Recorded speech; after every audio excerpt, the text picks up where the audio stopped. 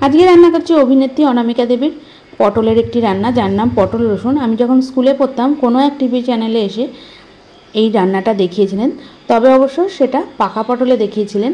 আমার মা সেই রান্না দেখার পর সেই তবে থেকেই এই পটল রসুনটা করে থাকে। পটলের গা অল্প অল্প করে ছুলে নিচ্ছি, আর এই পটলগুলো শুকনো হয়ে গেছে, তাই ভাবলাম ফেলে দেবো না, পটল রসুনই করে নিই। যতটা পারবো পিলার দিয়ে গাটা একটু চেঁচে নিলাম। এবার ভালো করে ধোয়ার পর শিলপাটায় পটলগুলো থেতো করে নিচ্ছি। যেহেতু বীজ খাই না, ওই জন্য বীজগুলো বাদ দিচ্ছি। যারা বীজ খেতে পছন্দ করে তারা অবশ্যই বীজটাও থেতো করে নিতে পারো। আর এই রান্নাটা কিন্তু মিক্সির জারে পেস্ট করে নিলে হবে না, এমনকি মিক্সির জারে দিয়েও এই রান্নাটার অতটা স্বাদ হয় না। শিলপাটাতে এইভাবে থেতো করলেই আসল স্বাদটা পাওয়া যায়। এইভাবে সব পটলগুলো থেতো করে নিচ্ছি। পাকা পটলে খেতেও ভালো লাগে, আবার এরকম কাঁচা পটল খেতেও কিন্তু বেশ ভালো লাগে। পটলগুলো কথা বলতে বলতে থেতো করে নিচ্ছি আর বীজগুলো ফেলে দিচ্ছি। গরম ভাতে এই গরমকালে এইভাবে পটল রসুন খেলে কিন্তু খেতে বেশ লাগে। এই পটল রসুন দিয়েই পুরো ভাত খাওয়া হয়ে যাবে। যদি কোনো দিন তোমরা এইভাবে পটল রসুন না করে থাকো, একবার অন্তত এইভাবে পটল রসুন করে দেখতে পারো। সব পটলগুলো থেতো করা হয়ে গেছে, এবার একটা প্লেটে আমি তুলে নিচ্ছি। দেখে হয়তো বুঝতেই পারছো কেমনভাবে থেতো করে নিয়েছি। আর যেটুকু বাকি আছে রান্না করতে করতে কিন্তু সেটুকুও ছোট ছোট টুকরো হয়ে যাবে। কড়াইয়ের মধ্যে পরিমাণ অনুযায়ী সর্ষের তেল দিয়ে দিয়েছি। তেল গরম হয়ে গেছে, কালো জিরে, তারপর দিয়ে দিচ্ছি থেতো করে রাখা পটলগুলো দিয়ে মিডিয়াম আঁচে 2 থেকে 3 মিনিট মতো ভেজে নিচ্ছি। আস্তে আস্তে পটল থেকে জল বার হতে শুরু করে দেবে।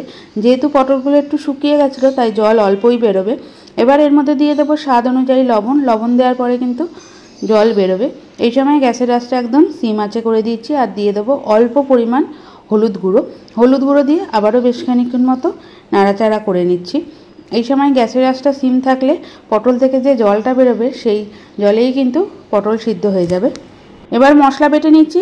তার জন্য নিয়েছি প্রায় 10 থেকে 12 কোয়া রসুন, হাফ চামচ কালো জিরে আর স্বাদ অনুযায়ী কাঁচা লঙ্কা। তারপর আধ বাটা করে নিচ্ছি, একদম মিহি বাটার কোনো প্রয়োজন নেই। বাটাটা হয়ে গেছে, আর এদিকে পটলটাও ভাজা হয়ে এসছে। এবার যেই রসুন, কাঁচা লঙ্কা আর কালো জিরেটা বেটে রেখেছিলাম, সেই বাটাটা দিয়ে পটলের সঙ্গে বেশ ভালো করে মিশিয়ে নিলাম। তার মধ্যে দিয়ে দিচ্ছি সামান্য পরিমাণ চিনিটা দিয়ে আবারও বেশ খানিকক্ষণ মতো মিশিয়ে নেব। কিছুক্ষণ মেশানোর পর যখন জলটা শুকিয়ে এসছে, এর মধ্যে দিয়ে দেবো 1 চামচ আটা আর সামান্য পরিমাণ জল দিয়ে একটা গোলা তৈরি করে রেখেছি। সেই গোলাটা সামান্য পরিমাণ দিয়ে দেবো, বেশি কিন্তু দেব না, একদম অল্প পরিমাণ গোলাটা দিয়ে দিচ্ছি। 1 চামচ মতো গোলার দেব, বেশি পরিমাণ গোলা দেব না, তাহলে একদম আঠালো হয়ে যাবে। অল্প পরিমাণ গোলা দিয়ে সিম আঁচে খুব ভালো করে মিশিয়ে নিচ্ছি। একদম মাখো মাখো হয়ে গেছে। এবার আমি গ্যাস বন্ধ করে দিলাম। তাহলে তৈরি হয়ে গেল অভিনেত্রী অনামিকা দেবীর পটলের একটি রান্না, যার নাম পটল রসুন।